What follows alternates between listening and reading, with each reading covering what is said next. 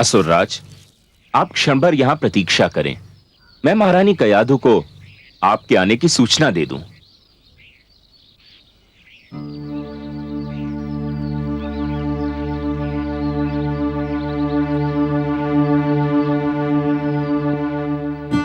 देवी कयाधु,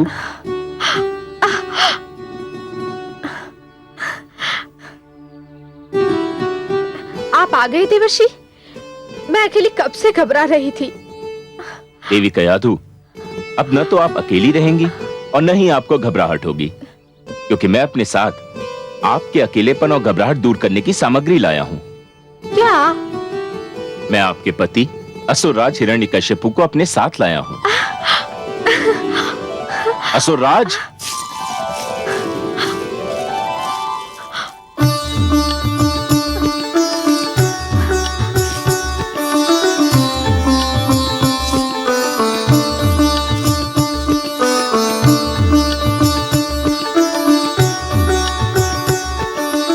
नारायण नारायण।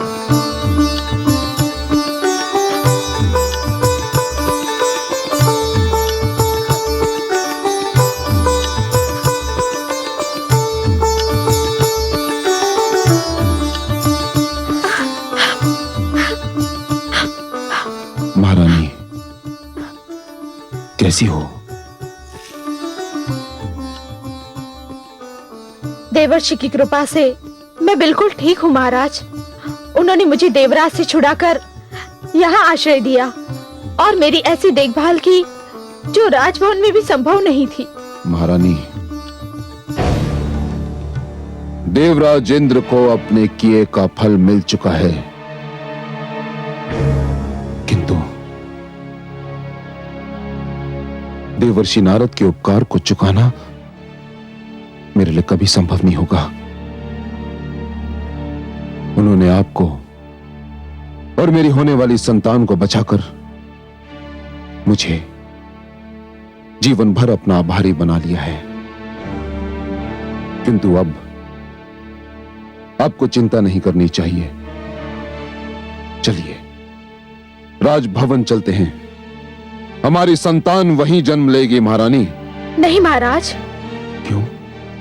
इस कुटिया में मुझे वह आनंद और स्नेह मिला है जो मुझे राजभवन में भी नहीं मिल सकता। यहाँ मैंने एक ऐसी सुरक्षा का अनुभव किया है जो मैंने अपने जीवन में कभी नहीं पाई। हे महाराज, मेरी इच्छा है कि मेरी संतान का जन्म यही हो।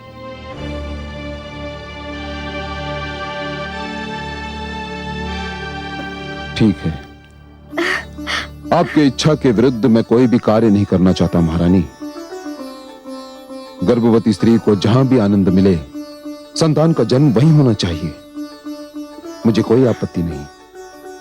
मैं ये समाचार देवर्षि को सुनाता हूं। आप निश्चिंत होकर विश्राम करें। आइए।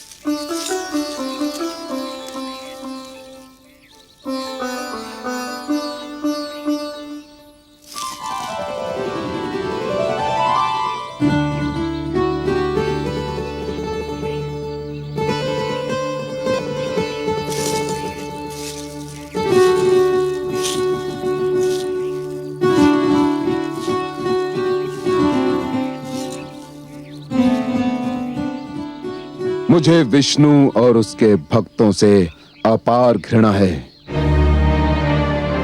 मैं ये भी जानता हूं कि आप इस सृष्टि में विष्णु के महानतम भक्त हैं, और मैं चाहते हुए भी आपसे घृणा नहीं कर पाता। आपने महारानी की रक्षा करके। बस बस असुरराज, और कुछ कहने की आवश्यकता नहीं है। आप इस बात को इतनी बार कह चुके हैं कि मुझे तो कंठस्थ हो गई है। देवर्षि, महारानी कयादू ने पुत्र के जन्म तक आपके आश्रम में रहने की इच्छा व्यक्त की है और मैं उनकी इच्छा के विरुद्ध उन्हें यहां से ले जाना नहीं चाहता। नारायण नारायण, बड़ा शुभ विचार है। यदि महारानी कयादू को मेरी कुटिया में सुख मिलता है तो ये तो मेरे लिए सौभाग्य की बात है असुरराज। आप चिंता न करें, मैं उनकी यथा योग्य सेवा करूंगा। मेरी कुटिया में बीतने वाला हर दिन आपकी आने वाली संतान का हर संकट दूर करेगा। तो फिर मुझे जाने की अनुमति दीजिए देवर्षि।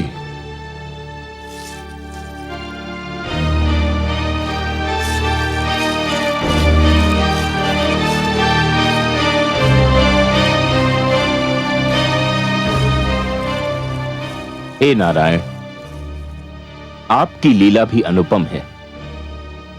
आपसे घृणा करने वाले को पता ही नहीं कि उसके अपने घर में आपका सबसे महान प्रेमी जन्म लेने वाला है। नारायण नारायण। भगवान हिरण्यकशिपु की जय, भगवान हिरण्यकशिपु की जय, भगवान हिरण्यकशिपु की जय, भगवान हिरण्यकशिपु की जय, भगवान हिरण्यकशिपु की जय, भगवान हिरण्यकशिपु की जय, भगवान हिरण्यकशिपु की जय, भगवान हिरण्यकशिपु की जय।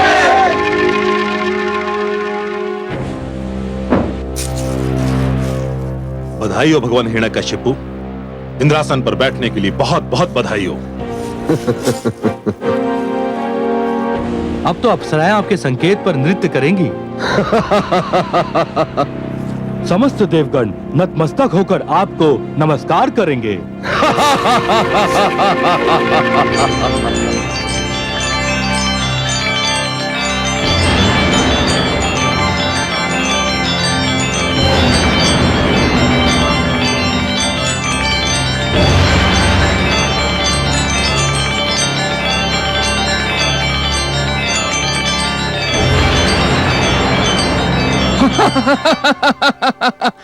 हाँ, मैं स्वरभानु हूं। विष्णु ने मेरा सिर धड़ से अलग कर दिया था, पर वो मुझे मार नहीं सका क्योंकि मैं अमृत पान कर चुका था। मेरा कटा हुआ सिर राहु बनकर और कटा हुआ धड़ केतु बनकर आज भी जीवित है और सदैव जीवित रहेगा। मेरी सभा में तुम्हारा स्वागत है स्वरभानु। धन्यवाद भगवान हिरण्यकशिपु, आपको कोटि कोटि धन्यवाद और कोटि कोटि बधाई भी। देवराज की तो वैसे कई बार पराजय हुई, पर उसकी जो पराजय आपके हाथों हुई है वो अपना कोई उदाहरण नहीं रखती है। ऐसी करारी पराजय तो दानवराज काल केतु भी उसे नहीं दे पाए थे।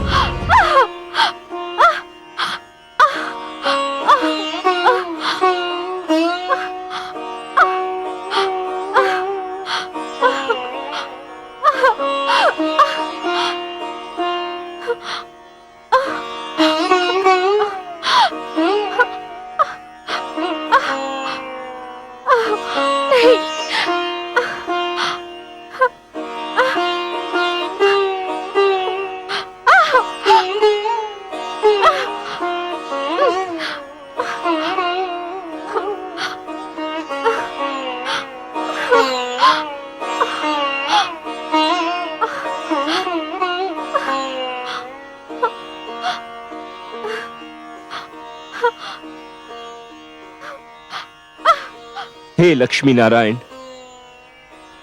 मैंने कयाधु को अपनी पुत्री मानकर यथाशक्ति उसकी सेवा की है, किंतु अब वह जिस अवस्था में है उस अवस्था में कोई भी पुरुष, चाहे वह उसका पिता ही क्यों न हो, उसके पास नहीं रह सकता। हे सर्वेश्वर, मुझे आपकी सहायता चाहिए। अब केवल आप ही मेरी सहायता कर सकते हैं सर्वेश्वर।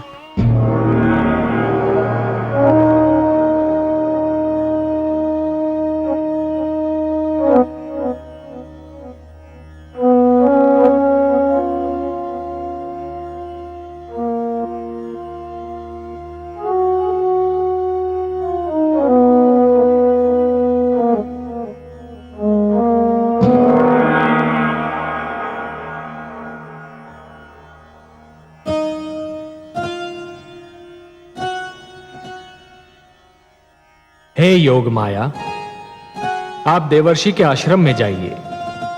महारानी कयाधु प्रसव पीड़ा की अवस्था में आ गई हैं। उनकी देखभाल का कार्यभार मैं आपको सौंपता हूं। जो आज्ञा त्रिलोकीनाथ।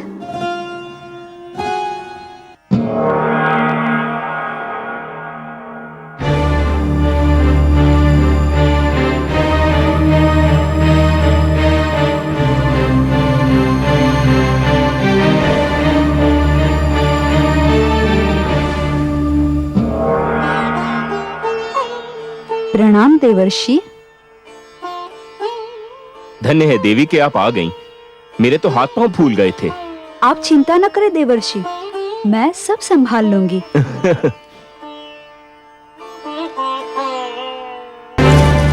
कौन है ये मानव और कौन है ये स्त्री? भगवान, ये अपराधी हैं। तो इन दुष्टों का अपराध सुनाया जाए। भगवान, हमने चारों ओर आपका यह आदेश पहुंचा दिया था कि आप कोई विष्णु का नाम नहीं लेगा। तो क्या इन्होंने विष्णु का नाम लिया? नहीं भगवान, इन्होंने तो उससे भी बड़ा पाप किया है। इन दोनों ने तो अपने इस नवजात पुत्र का नाम ही विष्णु रख दिया है। अपराध, जघन्य अपराध। कड़ा दंड मिलेगा इन्हें इस अपराध का, कड़ा दंड। सोचते क्या है भगवान, दो टुकड़े कर दीजिए इस शिशु के। जन्म लेते ही विष्णु का नाम पाने का इससे कम दंड क्या हो सकता है?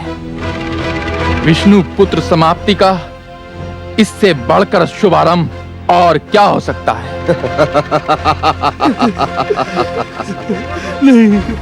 तुम्हारा सुझाव हमें सुंदर लगा स्वर भानु। इसे ऐसा आतंक फैलेगा जिसे विष्णु के नाम लेवा सदा के लिए समाप्त हो जाएंगे। दो टुकड़े कर दो इस शिशु के शरीर के, दो टुकड़े कर दो। नहीं, असुर राज, आप मेरे टुकड़े कर दीजिए, लेकिन मेरे बच्चे को कुछ मत कीजिए। मेरे बच्चे को कुछ मत कीजिए।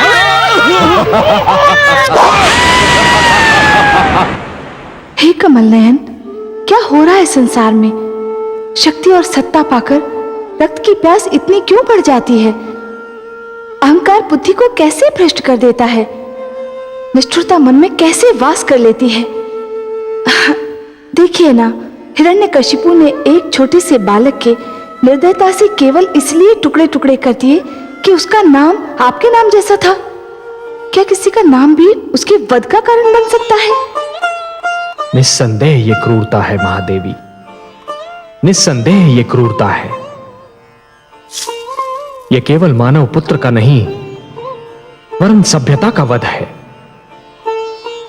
पर हे महादेवी, स्मरण रखिए, जान लीजिए कि निर्दयता पतन का पहला चरण होती है और हिरण्यकशिपु अपने पतन की ओर बढ़ रहा है। जिस प्रकार दीपक की लौ बुझने से पहले भड़कती है, उसी प्रकार क्रूरता भी पतन से पहले पूरी शक्ति से उभर आती है। पर हे पद्मनाभ, कैसे होगा दुष्ट हिरण्यकशिपु का विनाश? उसने तो निर्ममता की सीमा लांघ ली है। हे महादेवी, जो सीमा लांघता है उसे तो यह ज्ञान ही नहीं होता कि सीमा के आगे कोई मार्ग ही नहीं है। निष्ठुरता की सीमा के आगे केवल पतन का द्वार खुला होता है। पर हे कमल नयन, अब कब होगा उसका पतन और कैसे होगा? महादेवी, हिरण्यकशिपु की क्रूरता उसके विरुद्ध घृणा की ज्वाला भड़काएगी। उसके अत्याचार मानव को उसके विरुद्ध एक होकर खड़ा होने पर विवश कर देंगे। रक्त की ये धारा केवल धरती को ही नहीं, स्वयं उसके घर को भी डुबो देगी।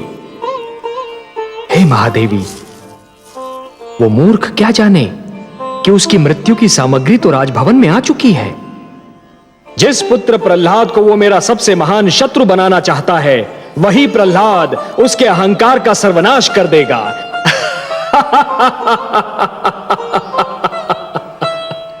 जिस प्रकार समुद्र को यह ज्ञान नहीं होता महादेवी कि उसकी गहराइयों में ज्वार पल रहा है, उसी प्रकार हिरण्यकशिपु को भी यह ज्ञान नहीं है कि उसके ईश्वरत्व को ललकारने वाला स्वयं उसके राजभवन में जन्म ले चुका है। महादेवी, यह कथा बहुत रोचक है। महादेवी, यह कथा बहुत रोचक है और इसका हर मोड़ अधिक रुचिकर होगा। पर आप चिंता न कीजिए देवी, जब अत्याचार अपनी सीमा से आगे बढ़ जाता है तो निस्संदेह उसका अंत भी हो जाता है। बधाई हो महाराज। देवऋषि नारद ने समाचार भेजा है कि महारानी कयादु ने एक अत्यंत सुंदर पुत्र को जन्म दिया है। बधाई हो भगवान हिरण्यकशिपु, बधाई हो। शुभ समाचार है ये, शुभ समाचार। ये तो बहुत ही शुभ शकुन है भगवान। अभी अभी विष्णु नाम के बालक का वध हुआ और अभी अभी ये सूचना मिली है कि आपके पुत्र ने जन्म लिया है। तुम सत्य कहते हो स्वर भानु। शुभ शकुन है ये, शुभ शकुन। इसका अर्थ ये हुआ कि मेरा पुत्र विष्णु का मुझसे भी बड़ा शत्रु सिद्ध होगा।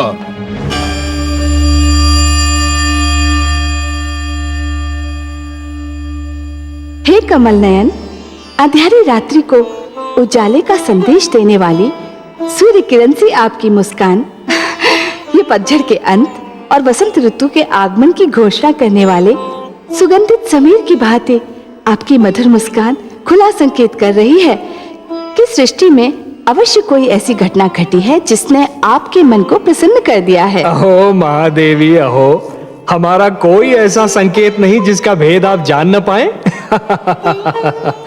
हाँ देवी, एक बहुत सुंदर, एक बहुत अनुपम घटना घटी है। वो बालक जिसकी रक्षा के लिए आप चिंतित थीं, वो बालक जो एक नया इतिहास रचने वाला है, जन्म ले चुका है। कयाधु मां बन चुकी है। मैं अत्यंत प्रसन्न हूँ। मेरी कामना है कि कयाधु का ये पुत्र अत्यंत भाग्यशाली हो। वो भाग्यशाली होगा महादेवी, अत्यंत भाग्यशाली होगा। जिस प्रकार ध्रुव अपने दृढ़ निश्चय का इतिहास रच गया, उसी प्रकार ये बालक भी अपने दृढ़ विश्वास का इतिहास रचेगा। जिसे जन्म लेते ही देवर्षि नारद जैसे महान मार्गदर्शक की गोद मिल जाए, उसने तो नेत्र खोलते ही अपना मार्ग भी देख लिया और अपना लक्ष्य भी। हे त्रिलोकीनाथ, मुझे इस बालक के जन्म का हर्ष है, परंतु थोड़ी घबराहट भी हो रही है। घबराहट? घबराहट का क्या कारण महादेवी?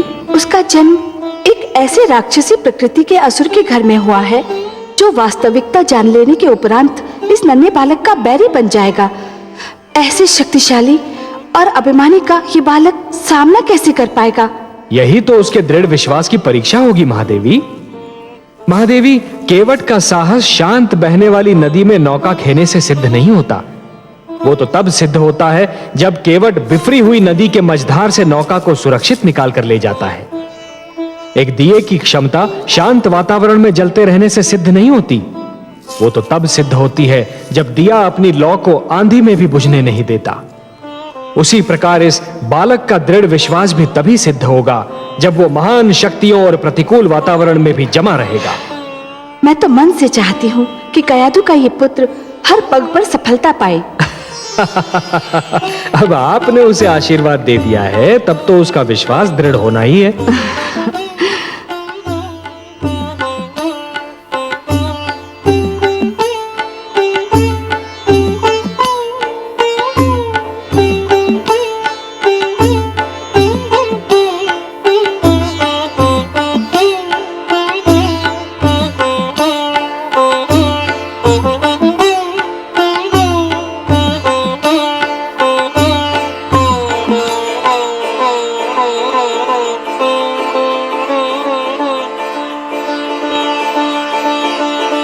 आयुष्मान भवः पुत्र। अपनी माता के गर्भ में मुझसे जो कुछ भी सुना था, सीखा था, वह स्मरण है कि भूल गए? ओम नमो भगवते वासुदेवाय। ओम नमो भगवते वासुदेवाय। बस बस पुत्र, मैं संतुष्ट हो गया। तुमने तो मेरा पूरा पाठ कंठस्थ कर लिया है। ध्यान रखना पुत्र, मैंने तुम्हें ईश्वर पर आस्था और विश्वास का मार्ग दिखाया है। यह विश्वास सृष्टि की महानतम शक्ति है। जो ईश्वर पर अडिग विश्वास रखता है, वह पर्वत से टकराए तो पर्वत झुक जाए, समुद्र से मिले तो समुद्र शांत हो जाए। सूर्य, चंद्रमा, नक्षत्र मंडल जिसकी ओर भी दृष्टि डाले, वही उसका दास हो जाए। सृष्टि का पूरा भेद ही उसकी मुट्ठी में आ जाए। कठिन को सरल और असंभव को संभव बनाना उसके बाएं हाथ का खेल होगा। पुत्र, इस मार्ग से कदापि नहीं हटना।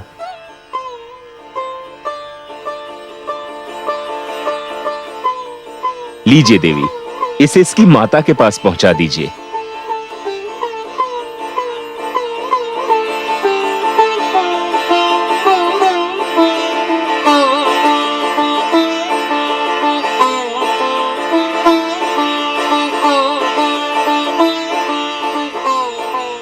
नारायण नारायण।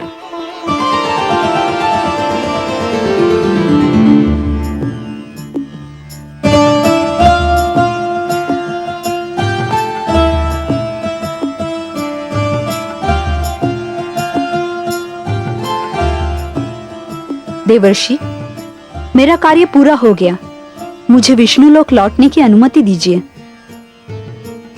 मैं आपका बहुत आभारी हूं देवी कि आप आ गईं। आपने ऐसे समय पर मेरी सहायता की जब मेरी बुद्धि भी काम नहीं कर रही थी। आपको कोटि कोटि धन्यवाद।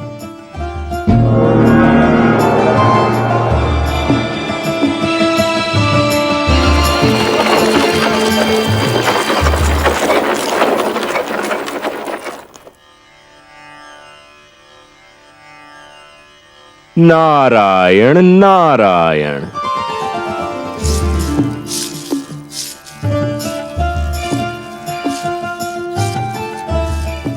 प्रणाम देवर्षि। जब से मैंने सुना है कि मेरे पुत्र का जन्म हुआ है, मैं उसे देखने के लिए व्याकुल हूं। कैसा है मेरा पुत्र? स्वयं चलकर देख लीजिए। आइए। चलिए देवर्षि।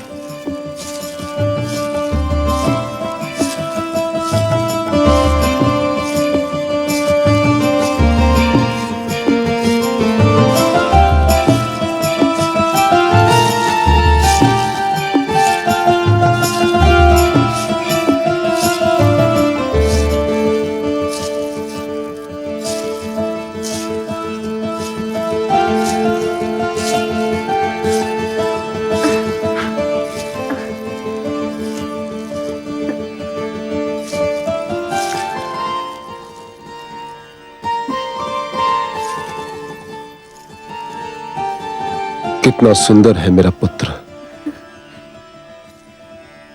कितना प्रतिभावान लगता है। देवर्षि, इसके माथे से तो तेज की किरणें फूट रही हैं। कितनी मीठी है इसकी मुस्कान। उसकी आंखें सूर्य और चंद्रमा की भांति चमक रही हैं।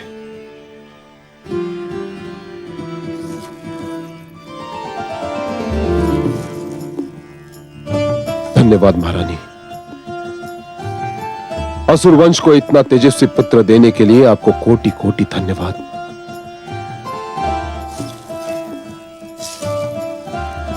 देवर्षि, आज यदि मेरा पुत्र सुरक्षित है तो केवल आपकी कृपा के कारण। असुरराज, मेरी कृपा आपको इसलिए लग रही है क्योंकि मैंने जो कुछ भी किया वो आपने देख लिया। आपके पुत्र पर तो धरती और आकाश से न जाने किस किस ने कृपा की है। आपने तो देख ही लिया कि इसके मुख पर कितना तेज है। देवर्षि, तीनों लोक में आपसे बड़ा ज्योतिष विद्या का ज्ञाता कोई नहीं। मेरी विनती है कि मेरे पुत्र का नामकरण आप ही करें। नारायण नारायण। असुरराज, आप पुत्र पाकर प्रसन्न हुए ना? प्रसन्न, अति प्रसन्न, हर्षित, अति हर्षित देवर्षि। तो जो अत्यंत प्रसन्नता देता है, असीम हर्ष प्रदान करता है, उसे प्रहलाद कहते हैं। असुरराज, मैं आपके पुत्र का नाम प्रहलाद रखता हूं क्योंकि ये आपके जीवन में प्रसन्नता और आह्लाद लेकर आया है। प्रहलाद।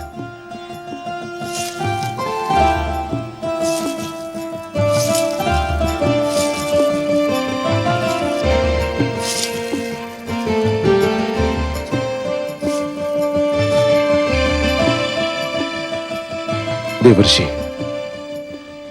बहुत सुंदर नाम सोचा है आपने, प्रहलाद, पुत्र प्रहलाद। मेरा पुत्र प्रहलाद भगवान हिरण्यकशिपु का पुत्र प्रहलाद। देवर्षि, मुझे लगता है कि मेरा पुत्र महानता में मुझसे भी आगे निकल जाएगा। हे असुरराज, मेरी ज्योतिष विद्या कहती है कि पहली बार आपके मुख से सत्य वचन निकला है। देवर्षि, मुझ में इतना साहस नहीं कि मैं आपसे कहूं कि आप मुझसे कुछ मांगें, किंतु यदि कोई इच्छा हो तो अवश्य व्यक्त कीजिए। सत्य असुरराज? सत्य, परम सत्य देवर्षि। आपकी किसी भी इच्छा की पूर्ति करके मुझे हर्ष होगा। मुझ जैसे सन्यासी की न तो कोई इच्छा होती है और न आवश्यकता, किंतु असुरराज, पुत्री कयाधु इतने दिनों तक मेरी इस कुटिया में रही कि पहली बार मुझे पुत्री मोह का अनुभव हुआ, और फिर आपके पुत्र प्रहलाद ने जन्म लेकर मेरी इस कुटिया को अपनी मधुर किलकारियों से भर दिया। मेरी ये इच्छा है असुरराज कि ये दोनों कुछ और दिन मेरी ही कुटिया में रहें।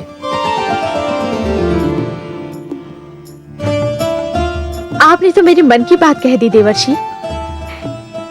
मेरी भी इच्छा थी कि मैं और मेरा पुत्र आप ही के साथ रहें।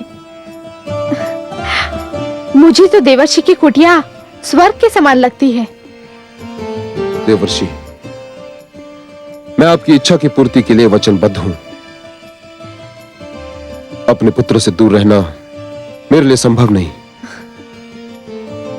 किंतु आपके उपकारों के आगे मैं नतमस्तक हूं। मैं पुत्र प्रहलाद और महारानी को यही छोड़ जाऊंगा, और आपको मुझे एक वचन देना होगा। कहिए असुरराज, क्या चाहते हैं आप? देवर्षि, मुझे विष्णु से घृणा है, अपार घृणा, और आप विष्णु भक्ति के लिए विख्यात हैं। मुझे वचन दीजिए कि आप मेरे पुत्र के सम्मुख विष्णु का नाम कभी नहीं लेंगे देवर्षि, कभी नहीं। मुझे वचन दीजिए। असुरराज, पुत्र कयाधु और दौहित्र प्रहलाद के लिए मैं कुछ भी त्याग कर सकता हूं। मैं आपको वचन देता हूं कि मैं सब कुछ कहूंगा, किंतु आपके पुत्र के सम्मुख विष्णु शब्द का उच्चारण नहीं करूंगा। सुंदर, अति सुंदर देवर्षि।